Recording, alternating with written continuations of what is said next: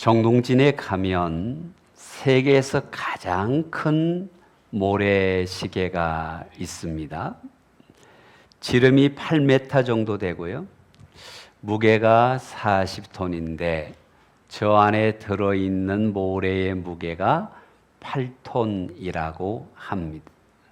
이 모래가 한 번 다 내려오는데 걸리는 시간이 365일, 1년이 걸린다고 하지요. 이 모래시계를 처음으로 만든 분은 프랑스 분인데 성직자입니다. 그분의 이름은 라우트 프랑이라는 분인데 8세기경에 해시계와 물시계보다 더 정확한 시간을 얻기 위해서 만들어낸 시계가 모래시계라고 합니다. 이 모래시계는 특징이 있는데요. 위에서부터 모래가 아래로 흘러내리지요. 인위적으로 뒤집지 않는 한 흘러내린 모래는 위로 올라갈 수가 없습니다. 저는 이것을 보면서 모래시계는 유한성을 보여준다, 시간의 중요성을 보여준다라는 묵상을 하게 됩니다. 흘러가는 시간은 돌이킬 수 없다. 현재가 얼마나 중요한 것이냐, 지금 나에게 주어진 이 시간이 얼마나 소중한 것이냐라는 생각을 하게 되는 것이지. 시간이 유한하다, 인생이 유한하다. 이것은 오늘 본문의 주인공인 다윗을 통해서도 볼 수가 있는데요. 같이 한번 해보십시다. 나이가 많아 늙은 다윗. 여러분, 다윗은 민족의 별과 같은 왕입니다. 위대한 왕입니다. 그는 하나님 앞에 존귀하게 쓰임받은 왕입니다마는 1절을 보니 다윗 왕이 나이가 많아 늙었다. 너무 늙다 보니까 체온이 낮아져서 이불을 덮어도 따뜻하지 않은 나이가 되었다라고 이야기하고 있습니다. 아무리 왕이라도 나이가 듭니다. 나이가 드니까 늙음이라는 친구가 찾아오는데 그는 30세의 왕이 되어 40년간 왕으로 있었습니다. 그래서 그가 지금 몇 세가 된 겁니까? 70세가 된 것입니다. 여러분, 젊었을 때의 다윗은 얼굴이 준수하였더라. 그는 노래를 잘하였고 시편을 작곡했고 용사였고 골리앗을 이긴 장수요. 그는 참 위대한 업적을 많이 이룬 멋진 젊은이요 청년이었습니다. 그런데 70이 되니, 지금으로부터 3000년 전에 70이니 여러분 상노인이었을 것입니다. 기력이 약해졌습니다. 기운이 다했습니다. 아무리 두꺼운 이불을 덮어도 시든 인생의 따뜻함이 오지 않습니다. 저는 이런 다윗의 모습을 보면서 생각합니다. 그가 위대한 왕이었지만 그도 역시 연약한 사람이구나. 이 역사를 주관하시고 역사의 주인은 오직 한 분, 하나님밖에 없으시다. 할렐루야. 이런 연약한 인생을 모세는 이렇게 말합니다. 우리의 연수가 70이요 강건하면 80이라도 그 연수의 자랑은 수고뿐이요 슬픔뿐이요 신속하게 가는데 날아갑니다라고 말해주고 있습니다. 인생이 신속히 갑니다. 날아갑니다. 이것을 새 번역에서는 이렇게 번역했더라고요. 우리의 수명은 70년, 힘이 있으면 80년이지만 인생은 고생과 슬픔으로 가득 차 있습니다. 날아가듯 인생은 빨리 지나갑니다. 날아가듯 빨리 지나갑니다. 이 빨리 지나간다라는 말을 쉬운 성경에서는 이렇게 번역을 했더라고요. 쏜살같이 빠르게 날아간다. 쏜살. 여러분, 활을 쐈는데 활쉬가 나에게서 떠나간 것입니다. 이 활이 얼마나 빠르냐면 국궁의 경우요, 여러분 1초에 58m를 날아가고 양궁은 시속으로 240km랍니다. 얼마나 빠릅니까? 빠른 화살의 속도에 인생을 비유한다라는 것은 뭐예요? 인생이 느리다, 빠르다. 빠르다잖아요. 그렇습니다. 더욱이 다윗을 보면서 인생이 빠르구나라는 것을 실감하게 되는데, 곰과 싸워서 이기고 사자와 싸워서 이기고 골리앗과 싸워서 이기고 수많은 역경과 고난을 이겼던 그 믿음의 용장이었지만 세월을 견딜 수 없어서 이제는 이불을 덮어도 따뜻하지 않다는 거예요. 여러분, 저도 젊어서 라고 말하고 싶습니다. 저도 젊어서 자다가 이불을 차낼 때가 있습니다.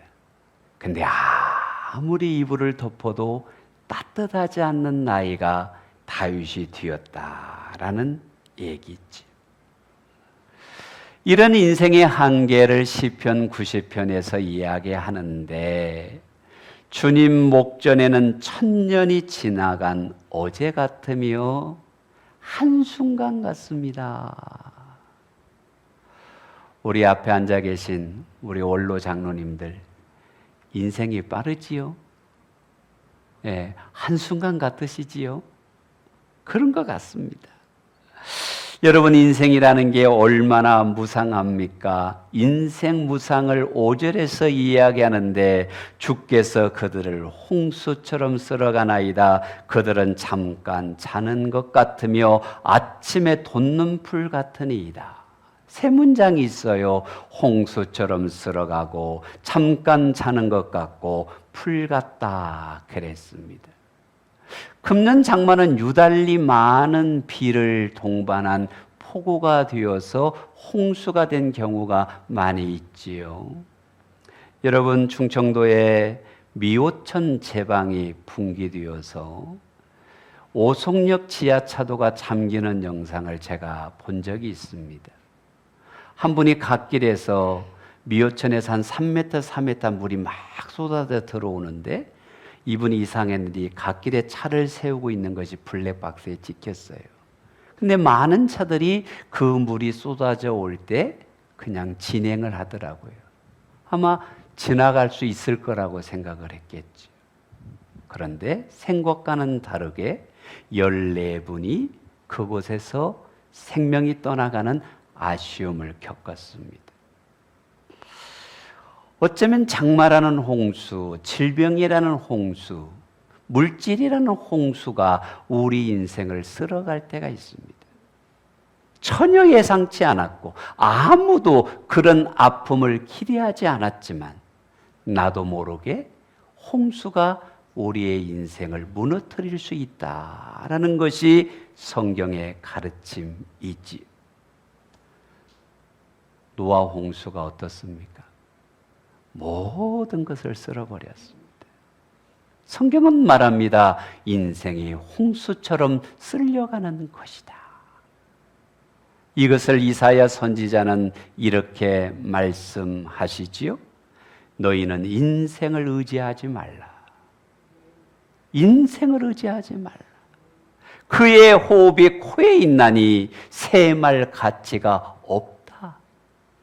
여러분, 우리가 건강한 것 같은데, 많은 것을 소유하고 있는 것 같은데, 내 인생이 영원히 살 것처럼 열심히 살아가는데, 성경은 말씀합니다. 인생을 의지하지 마라. 의지할 것이 못 된다. 이 말씀들을 종합해 보면 인생이 쏜살 같다, 날아간다, 빠르다 이 말입니다. 우리 어른들과 대화를 나눠보면 정말 인생이 참 빠르다 이런 말씀을 많이 하시거든요.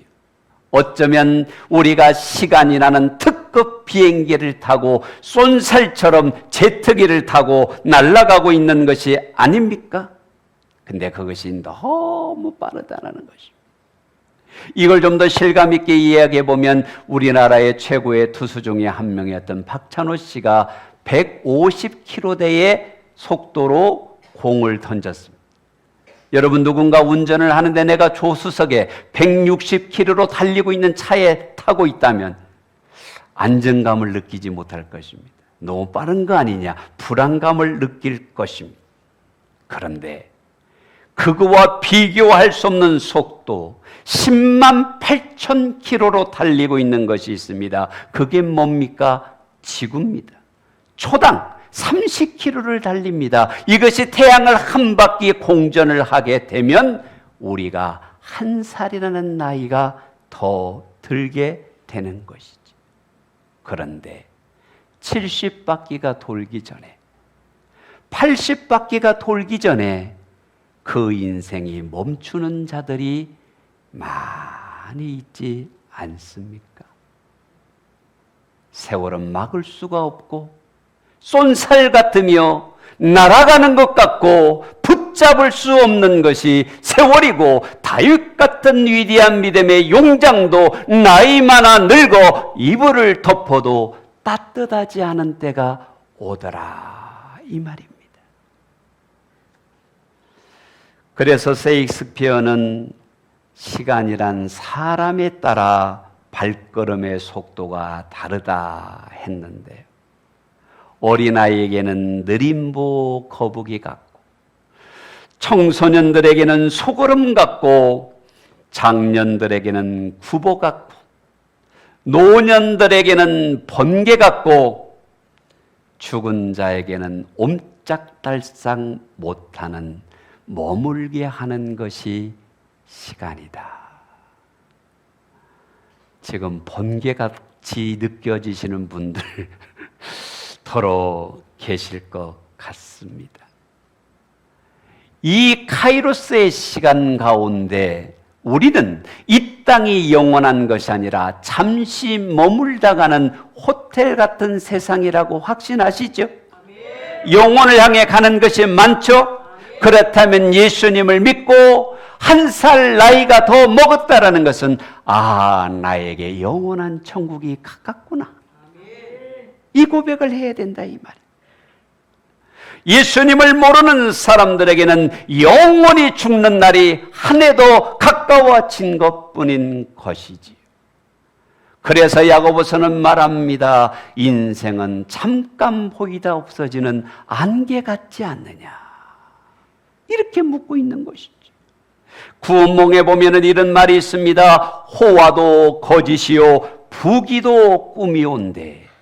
호화로운 인생을 사는 것 같으나 잠시 거짓된 인생을 사는 것이고 부귀의 인생을 사는 것 같으나 꿈 같은 것이 인생 아니냐. 다 지나간다. 날아간다. 쏜살처럼 지나간다. 오죽하면 욥은 배틀보다 빠른 것이 인생이라고 했을까요? 그런데 그 빠른 세월 앞에 왕이라도 어찌할 수 없는, 최고의 왕이라도 붙잡을 수 없는 세월의 흐름, 나이 들어 늙음이 오더라 이 말입니다. 우리는 이것을 겸손하게 받아들여야 합니다. 나이도 나이가 들 때가 있다. 나도 나이가 들 때가 온다.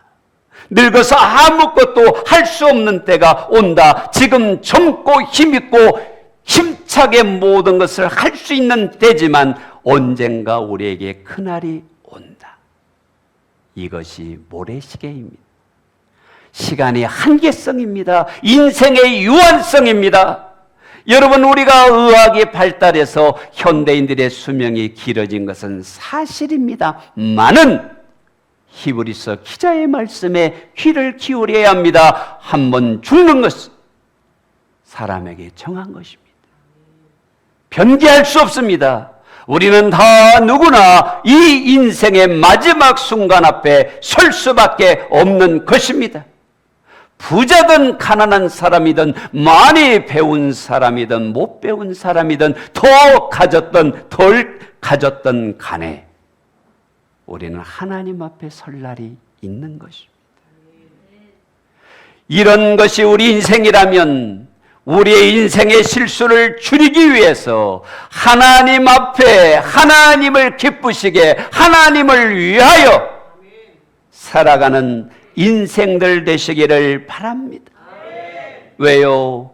살리기도 하시는 분이, 죽이기도 하시는 분이, 높이기도 하시는 분이, 낮추기도 하시는 분이 우리 주님이 아니십니까? 흙으로 돌아가기 전에 창조주 하나님, 우리의 여호와 하나님을 기억하라. 나에게 인생을 주신 분이 하나님이시다. 내 인생의 주인이 하나님이시다. 이 땅에 존재하는 목적이 하나님의 영광을 위하여 하나님께 돌아가기 전에 창조주 하나님을 기억하는 저와 여러분 되시기를 바랍니다. 그리하기 위하여 오늘 우리에게 주시는 말씀이 있습니다. 두 번째, 힘 있을 때 좀 잘해라. 우리 옆 사람 한번 축복합시다. 힘 있을 때 좀 잘하세요. 성령님께서 그럽니다. 너 보고 하는 말이다. 여러분, 우리에게 젊음이 있는 것 감사하지요. 남들보다 지혜가 있고 혹은 남다른 소유가 있고 남다른 열정이 있는 것 감사하지요. 그러나 나에게 주신 건강을 잘 써야 합니다. 영원하지 않기 때문입니다. 나에게 주신 물질을 잘 써야 합니다. 하나님 앞에 쓴 것만이 그것이 영원히 남기 때문입니다. 다윗의 젊은 날을 한번 생각해 보세요. 그는 젊었을 때에 힘이 있었고 용사였고 다윗은 만만이라는 칭송을 듣는 자였으나 나를 위하여 쓰지 않았습니다. 하나님을 위하여. 하나님 영광 받으소서. 그의 수많은 시편을 살펴보십시오. 나의 힘이 되신 여호와여, 나의 방패이신 하나님이요, 나의 산성이시요, 나의 요새이시며 나의 피난처가 되시는 하나님. 하나님을 높였지, 하나님을 의지했지, 하나님을 사랑했지, 자기를 자랑하지 않았습니다. 자기를 과시하지 않았다라는 말입니다. 여러분, 사무엘상 17장을 가보면 다윗이 말합니다. 여호와께서 나를 사자의 팔톱과 곰의 발톱에서 건져내셨습니다. 하나님이 하셨습니다. 하나님만이 하실 수 있습니다. 하나님만이 나의 능력입니다. 하나님만이 나의 힘입니다. 할렐루야. 이것이 다윗의 고백입니다. 그렇게 살았다라는 것입니다. 그의 젊은 시절에, 그의 위대한 인생의 리즈 시절이 하나님의 영광을 드러냈다 이 말이에요. 사자와 곰을 싸워 이기게 하신 하나님이 골리앗과의 싸움에서도 이기게 하시잖아요. 45절을 보면 다윗이 블레셋 사람에게 이르되 너는 칼과 창과 단창으로 내게 나오거니와 나는 만군의 여호와의 이름, 만군의 여호와의 이름, 하나님의 이름으로 나아간다. 세상 사람들은 즐거움을 쫓아 살지만, 많은 소유를 위하여 인생을 허비하지만 우리는 하나님을 위하여, 하나님의 나라의 상급을 위하여 그 푯대를 바라보고 몇 얻을 면류관을 바라보고 나아가는 믿음의 성도들이 됩시다. 하나님만이 나의 힘이고 하나님을 위하여 산 것만이 영원하고 하나님을 위하여 드린 것만이 은혜이기에 하나님을 위하여 젊을 때 살아갑시다. 많은 사람들이 하나님 없는 바깥 세상에 좋은 것이 있다고 생각하는 것에 대한 어리석음을 깨닫게 해주는 한 예화가 있는데, 탐험가였던 봄 바틀렛의 이야기입니다. 외국을 여행하는 중에 희귀한 새 몇 마리를 포획을 했습니다. 이것을 새장에다가 다 가두어서 본국으로 가려고 배를 타고 망망대해를 항해하고 있는데, 그 중에 한 마리가 유달리 이 새장을 견디지를 못하고 발톱으로 차고 꽥꽥 소리를 지르다가 새장문이 열렸어요. 자유다! 하고 이 새가 창공으로 막 날아갔습니다. 신나는 소리를 내며 날아갔습니다. 새장이 텅 비었습니다. 근데 몇 시간이 지나고 봅 바틀렛이 깜짝 놀랄 일이 생겼습니다. 그렇게 날아올랐던 새가 기진맥진하여 다시 배 갑판에 내려앉았다는 것입니다.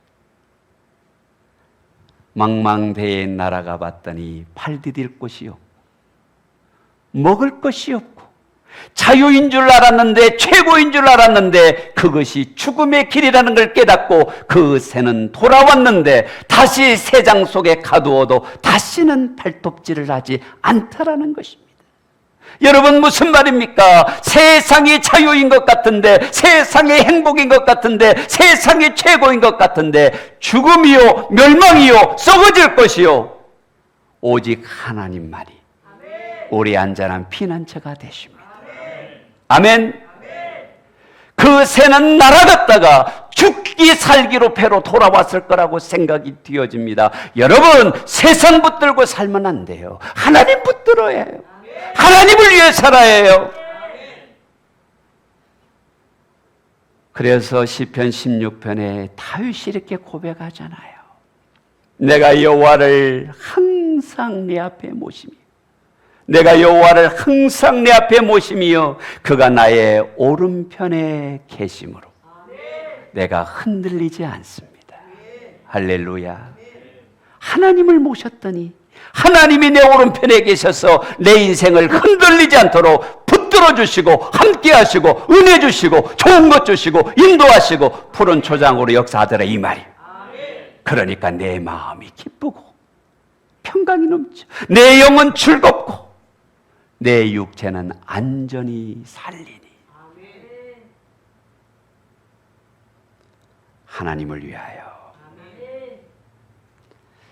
하나님만이 안식처가 되시고 하나님만이 상급이 되시고 하나님만이 능력이 되시니 여러분, 세상 것 구하지 말고 주님 위하여 살아갑시다.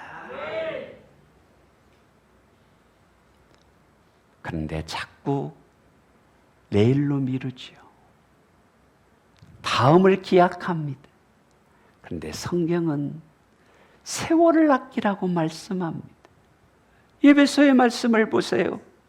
그런즉 너희가 어떻게 행할지를 자세히 주의하여 지혜 없는 자같이 하지 말고 오직 지혜 있는 자같이 하여 세월을 아끼라. 세월을 아끼라. 세월을 아끼라. 여러분, 지혜가 뭡니까? 유한한 세월, 돌아오지 않는 세월, 돌이킬 수 없는 세월을 아껴서 기회를 놓치지 말라는 겁니다. 의미 있게 사용하라는 것입니다. 귀중하게 쓰라는 것입니다. 여러분, 시간을 잘 쓴 사람만이 인생의 의미를 갖고 살아가는 것입니다. 1시간이 지나면 내 인생의 1시간이 짧아진 거, 하루가 지나면 내 인생의 하루가 짧아진 거잖아요. 어쩌면 건강은 다시 회복할 수 있고 잃었던 돈은 다시 벌 수 있지만 지나간 시간은 돌아오지 않아요. 모래시계예요. 더욱이 오늘이 내 인생의 마지막이라고 생각한다면 여러분 묻고 싶습니다. 여러분 그대로 사셔도 괜찮겠어요? 이렇게 신앙생활 하셔도 괜찮겠어요? 내가 오늘 이 모습 이대로 주님 앞에 부름받는다면 내가 오늘 이 모습 이대로 부름받을 자신이 있으세요? 오늘이 마지막이라면, 이 예배가 마지막이라면 이 예배가 내 인생의 마지막 예배라. 귀하게, 보람되게, 의미 있게, 생명 있게, 상급 있게 살아야 할 줄로 믿습니다. 그래서 성에 엘몬드가 이런 말을 했습니다. 우리가 일하는 것은 영원히 사는 것처럼 일하고, 사는 것은 오늘 죽는 사람처럼 살자. 내가 이 예배가 끝이다라고 생각하고 예배드리고, 우리의 목적은 영원한 하나님 나라의 은혜와 상급 바라보고 면류관 바라보고 사는 것이다. 그러면 여러분 우리의 헌신이 달라질 수 있어요. 우리의 믿음의 수고가 달라질 수 있어요. 하나님께서 주신 건강, 하나님이 주신 젊음, 하나님이 주신 물질 얼마나 귀한 것입니까? 내일로 미루지 말고 오늘 주를 위하여 심으시고 꽃 피우고 열매 맺는 우리 인생이 됩시다. 마지막 세 번째로 따뜻한 사람이 되시기를 축복합니다. 이 여름철에 무슨 따뜻한 사람? 그건 맞지만 성경의 원리를 보니까 여러분 다윗이 왕이었어요. 제가 얼마 전 뉴스를 보니까 제니라는 가수가 체크 무늬가 있는 침대를 이렇게 배경으로 찍었는데 가격이 수천만 원에서 수억을 한대요. 침대가.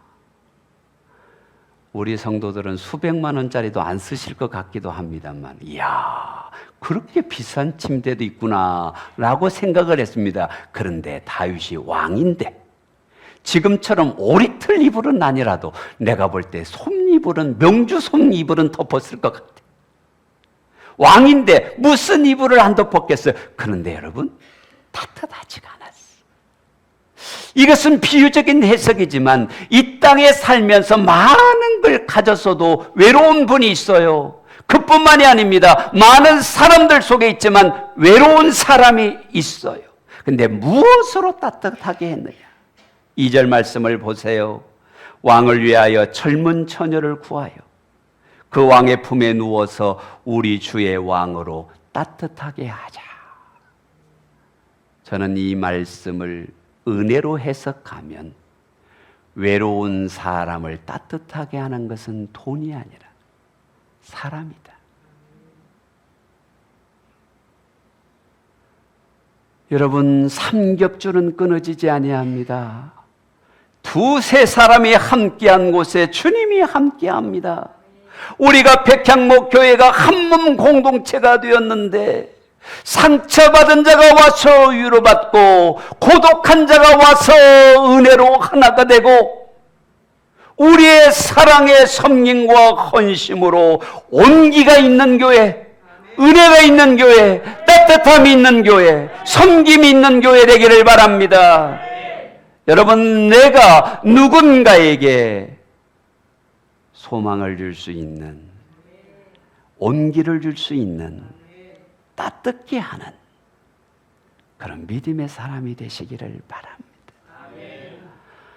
아무개 권사님만 만나면 마음이 후련해져. 나는 그분을 보면 예수님 보는 것 같아. 아무개 집사님만 만나면 나는 시험이 들어. 예수님은 그분을 왜 변화시키지 않는지 모르겠어. 성령님이 그럽니다. 네가 그 사람 아니니?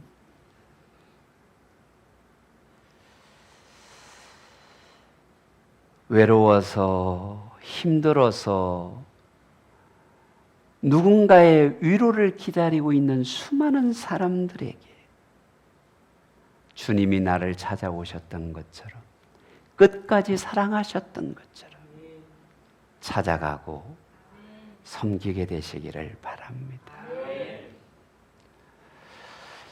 요즘 사람이 외로운지요. 죽으면서 전 재산을 강아지한테 상속하는 사람도 있더라고요. 이해가 안 되지요. 근데 강아지는 배신을 안 하는가 봐. 끝까지 꼬리를 흔들잖아요. 근데 사람이라는 것은 가끔 이상한 짓을 하거든. 외롭다라는 말입니다. 여러분, 사랑의 사람만이 이 땅의 소망입니다. 예수의 뜨거운 가슴을 십자가의 사랑을 품은 자가 이 땅의 소망입니다. 모두를 품을 수 있는 따뜻한 가슴, 따뜻한 사람, 은혜로운 사람, 우리들이 되시기를 바랍니다. 한 부자가 창고를 지어놓고 곡식을 가득 채우고 잔치하자 즐기자 만족스럽다라고 말할 때 주님이 물으셨습니다. 오늘 밤 내 영혼을 도로 찾으면 이 모든 것이 누구 것이 되겠느냐? 하나님 앞에 심은 것만이 남습니다. 하나님을 위하여 심은 것만이 남습니다. 우리가 힘이 쓰는 오늘, 건강한 오늘, 하나님의 은혜를 받은 오늘, 주를 위하여 살아가는 믿음의 사람들이 되십시다.